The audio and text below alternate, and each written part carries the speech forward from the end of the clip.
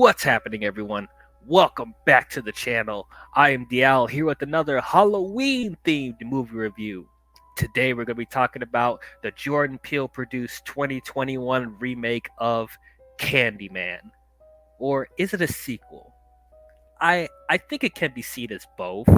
It does work as a remake, but it also is a continuation from the original movie. So I guess it could be seen like a legacy sequel, like Halloween 2018 is to the original from 1978. But anyway, we'll be talking about Candyman 2021. Now, the reason why I wanted to talk about this movie is, well, for one, it's Halloween season, so I thought it'd be fun to talk about this. Two, I've never seen this film until now.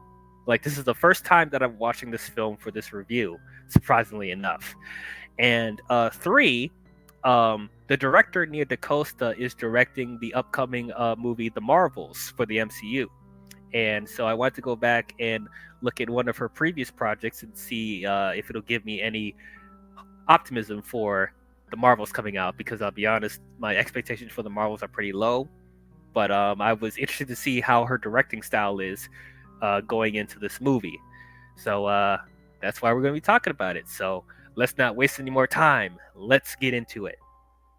So I am a fan of the original Candyman. I have seen the original, and I thought it was good. I thought it was pretty solid. I didn't think it was great.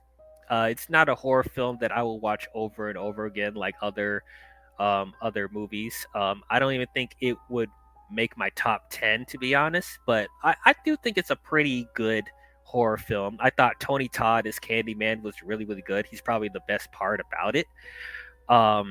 But yeah, I don't know. It's just something about it that just didn't really like pique my interest that much. So when they announced that they were going to do a remake or a legacy sequel per se to this, I don't know. I mean, it looked pretty interesting, I guess. Also, hearing that Jordan Peele was going to produce it, I thought that was pretty cool. And you would think that would get me to go see it when it came out, but for some reason it didn't. I don't know. I think it's just the fact that, once again, I don't love Candyman like that, so it didn't make me rush out to the theater and see it, even if Jordan Peele was directing it. And it's not like the marketing was bad. I thought the trailers for it looked pretty good. It looked very much like a Jordan Peele movie. If you told me that he directed this film, I probably believe you. But I don't know. It's just, for some reason, I didn't end up seeing it. And I know Yahya Abdul-Mateen was in it, and I'm a fan of his. So it's like, I don't know. I don't know why I missed it, but I'm here now, watching it for the first time now. Watching it at home. Sitting down and watching it. I'm actually surprised. I actually really enjoyed this. I wish I did see this in the theater, because I thought it was a really, really good horror film. I thought Nia DaCosta did a really good job directing this film. Even though I do feel like she had heavy influences from Jordan Peele, because, as I said, like, this movie does feel a lot like a Jordan Peele movie with how it looks and how it's edited, and how the performances are. So, but overall, I do have to give Nia DaCosta some credit, because, like, probably one of the best things I like about this movie is how it's shot. Like, it's beautifully shot. This is a really good looking film. Just the cinematography is on point. I like how she does her camera shots, like with the tracking and just still shots and letting scenes breathe. There's not a bunch of heavy editing in this film. Like, I like that this movie is taking its time to build atmosphere and have us get a scope of the world. This is stuff like we don't normally see in horror films nowadays. Like, with her.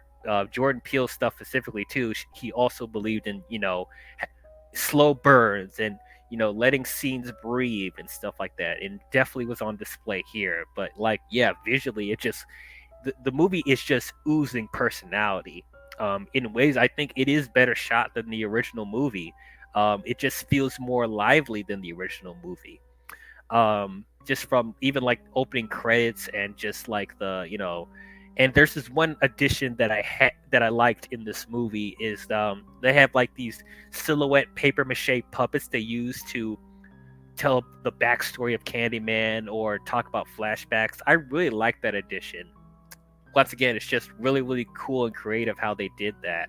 I thought the cast throughout was really good. I thought Yahya Abdul-Mateen was excellent. I'm not going to spoil it for people that haven't seen the movie, but like he goes through a really interesting arc in the film, and I thought he did excellent work here. I think he works really well in a horror film, and I know people probably want to overlook how great he is because he was Black Manta in Aquaman and stuff like that. But like he's done other serious roles, where he's done really good performances. So even though I do like him as Black Manta, but like people forget how good of an actor he really is, and this movie really showed his range. I also liked Tiona Paris in this as well. Obviously another person that that Nika's worked with from the MCU, so I see why they tapped her to do the Marvels. Um, but yeah, I thought she was really good too. I thought she had good chemistry with Yaya. And also there's Tiona Paris's character's brother in the movie. His name was Troy. I thought he was pretty good. He obviously was the comic relief of the film, but I thought he was pretty good for the scenes that he was in it. And then I also liked Coleman Domingo in this.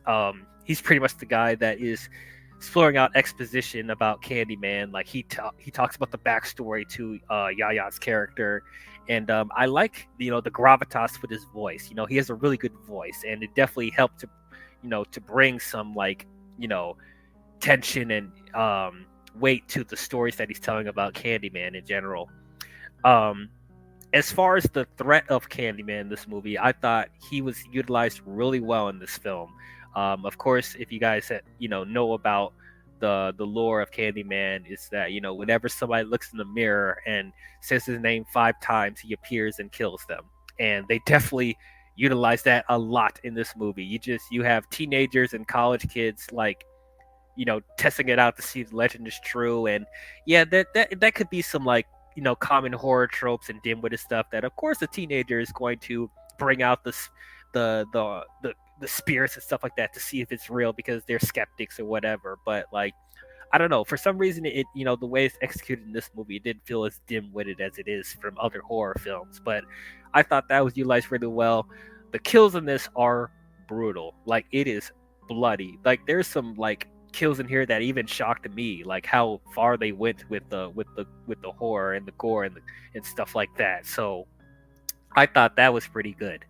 Um, One nitpick I would say with Candyman is like how he is as a presence. Like they treat him more as an entity in this movie than an actual character. Because in the original movie with Tony Todd playing the original Candyman, like he actually, while he was an entity, he also was a character. We actually got to see his personality in the original movie. So I wish in this film that we saw more of his character. Um, and what also kind of confused me, this is not really a spoiler, but like they have Tony Todd playing Candyman in here, but not really.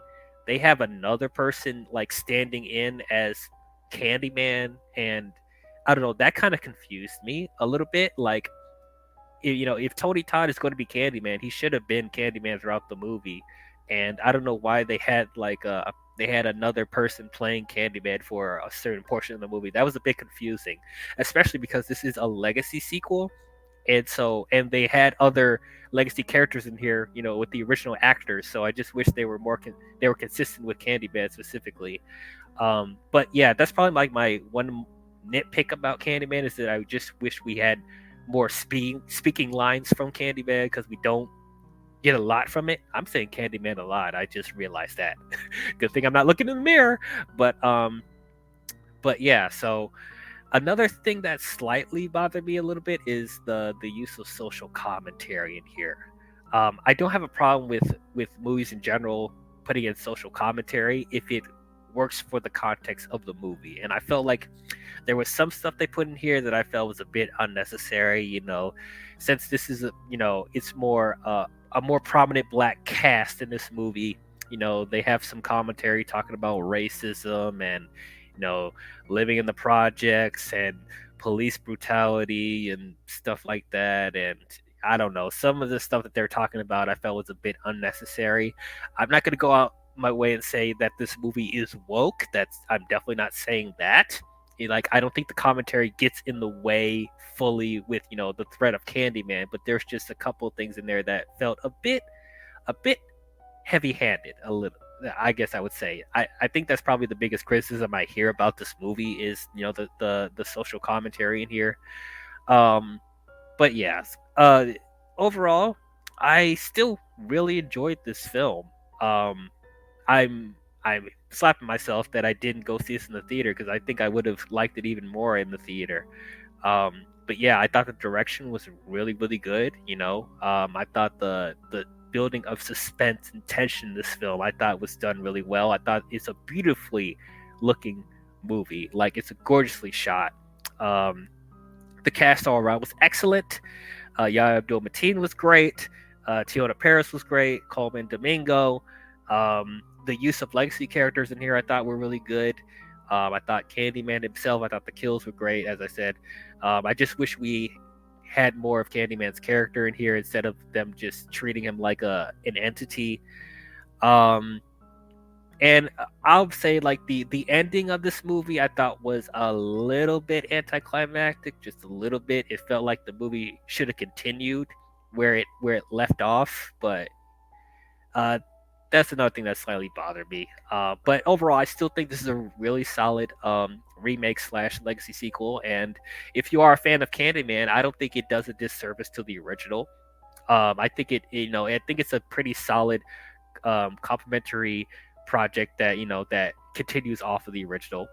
Also, I'll say, if you guys have not seen the original Candyman, I think you'll still be able to follow the story just fine. I think it will enhance your experience if you have seen the original, but I think the movie does a good job catching you up to speed about what's going on. Um, but yeah, overall, I will give Candyman, I'll give it a solid B. It's pretty good. But yeah, those are my thoughts on Candyman 2021. What did you guys think about it? Did you guys love it? Did you guys hate it? Did you guys think it was okay? How does it compare to the original Candyman? Comment your thoughts down below and let me know. So I would say this has given me a little bit more positivity going into the Marvels. Because I know that we have a competent director at the helm, but I don't know, when it comes to the MCU and how micromanaged it is, and they want you to work in a certain style, like, I'm more concerned about the writing and the performances from certain characters, Brie Larson. But we'll see how it goes. We'll see how it goes. But if you guys enjoyed this review, please don't forget to leave a thumbs up and subscribe to the channel. And don't forget to hit the bell if you want to be notified on future videos I'll be doing. But that's all I have for you Candyman fans, and I'll see you guys next time. Talk to you guys later. Bye-bye.